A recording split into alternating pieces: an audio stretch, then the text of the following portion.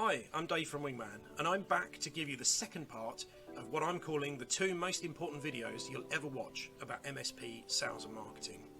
In the last video, we took a look at setting a target, how to acquire the numbers that you need to form a sensible, tangible target to grow your MSP. In this video, we're going to be taking a look at what do I need in terms of a budget to invest in proactive sales and marketing to be able to reach those targets that I've just set. So, setting a budget. Of course, there are many components that would fall into a sales and marketing budget, whether you consider the salary of your internal sales guy, whether you consider the website, or any other brand or internal sales functions that are happening behind the scenes. But in this video, we'll look exclusively at investing in new means of proactive sales and marketing for your business out to that specific audience you need to reach to be able to add net new sales to your business. Looking back at the last video and the arbitrary figures that we use to help form a target, we'll use that as a basis to help form the budget that we'll explore within this video. To start with, we've got to go back and look at those industry average trends again and look at the COA, the cost of acquisition, to start with. On average in the MSP space, MSPs tell us that it can cost between £3,000 and £4,000 to add one net new customer. Now that sounds high at first thought. When you consider the lifetime value of the business, it starts to make a bit more sense. If the average customer seat count is 10, and those 10 seats are worth 3k each over a 3-year life cycle, that's 30,000 in new business over a 3-year life cycle. And hopefully you'll keep them well beyond those first 3 years.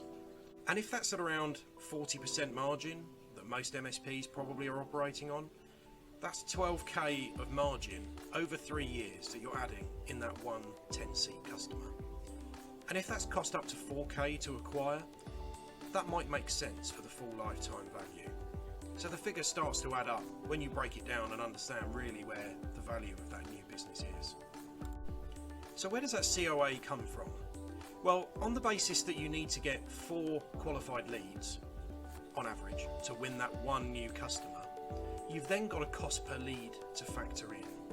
So if you're on 1 in 4 and you get 4 leads and it costs 4,000 to add that new customer, that's obviously 1,000 per lead as your cost per lead. And hopefully you can better on that if your conversion ratio is 1 in 3. Now we know how much it's likely to cost us to win a new customer and what it's likely to cost us to win the leads that we need to win new customers. What is it likely to be in terms of our sales and marketing investment? Where does that money actually get spent? Now, of course, in terms of costs, it depends on your format, whether you have internal sales and marketing resource, you're using an agency, or a combination of the two, your costs may well differ. But you need to consider you must have resources on board, whether internal or outsourced, that will generate unique content that can engage and tell stories to prospects, that you're publishing and delivering that content via numerous means, including social and email. And thirdly, and most importantly, you've got a sales component that's engaging prospects directly, building that human rapport, and getting those opportunities qualified and into your pipeline. Those 3 components make up the cost of where you should be investing your money in your proactive sales and marketing. Now, as an agency at Wingman, we've taken a look back over our campaigns over the past few months and tried to come up with an accurate figure of the number of touch points required in a sales capacity to get a prospect through to a converted lead. And it's all about repeating this cycle every month, recanvassing that audience over and over again to remind them that you exist and to be there in their mind's eye for the right time, right message as soon as they have a pain and they want to act. So we've deduced that the number of touch points required by sales on the phone is 2.75 on average per prospect per month. On the basis that you'll reach some first time, you'll reach others after 5 or 6 calls. Repeat that process to keep engaging them, keep being consistently on top of that audience month in, month out to get those opportunities through to meetings. And as we found in our last video, we came up with a figure of 800 customers as the audience size that we want to be prospecting to be able to get through the opportunities that we need to add the net new customers that we need to hit our target. So how much activity is it going to take to canvass and work a prospect pool of 800 businesses. At 2.75 calls per prospect per month, that's around 2,200 calls you need to be making per month to that prospect list of 800. You need to do the math on how many man hours is that going to be, what's your resource going to be, whether that's internal or outsourced to achieve that sales component. So how does it work at Wingman?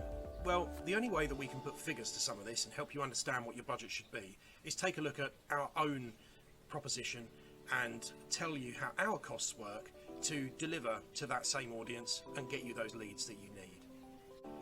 We provide a number of all-inclusive content marketing services for a flat fee, so you'll have a menu of deliverables that you'll receive month in, month out to tell your stories to your prospects. And complementary to that, we run a telemarketing team. Those guys follow up by phone to build relationships, build a rapport, follow up on those stories and try and engage a conversation around the pain that those businesses experience and the value that you can bring to solve those needs, challenges, desires of theirs through the delivery of your IT services. Those two important components together will help you get in front of more new prospects based on that 2.75 touch points per month. If you took two of our packages together, and we've got some prices that start formed around an audience here of 500 organisations, our content light package plus a telemarketing package to follow up and engage with those 500 organisations in UK pounds is £2,445 per month before the tax. And with that audience delivering around on average 2.5% in terms of new leads over a 6-monthly cycle, let's take a look at the investment over a 6-month period. At 2,445 per month times 6, that's 14,670 invested in proactive sales and marketing over a 6-monthly cycle, versus an expectation of 2.5% would be 12.5 qualified leads out of that prospect pool of 500 over that 6-monthly cycle. Now taking the conversion ratio into account, say at 1 in 4, that's 12.5 leads times 10 seats on average equals 125 seats into the pipeline as qualified prospects for you to engage.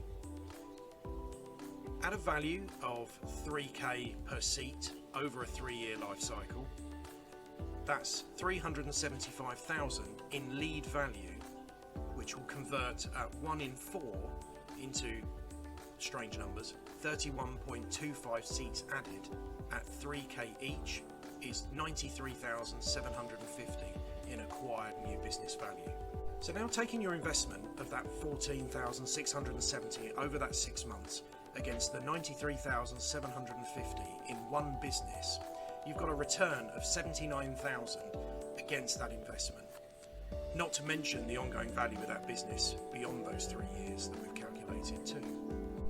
Marketing and growing your MSP proactively isn't a cheap game, but the value is there to be had, as you can see from the numbers, if you get it right. It's all about giving it time, consistency and patience, and continually reinventing the message and keeping with the times over a sustained period with an audience to be there at the right time when they're in need and they want to engage. Thanks for watching this second video of what I've called the 2 most important videos you'll ever watch in MSP sales and marketing. Stick around for the rest of our Foundations of MSP Growth series to find out more tips and tricks on where you should look to get started before jumping into your proactive sales and marketing campaign.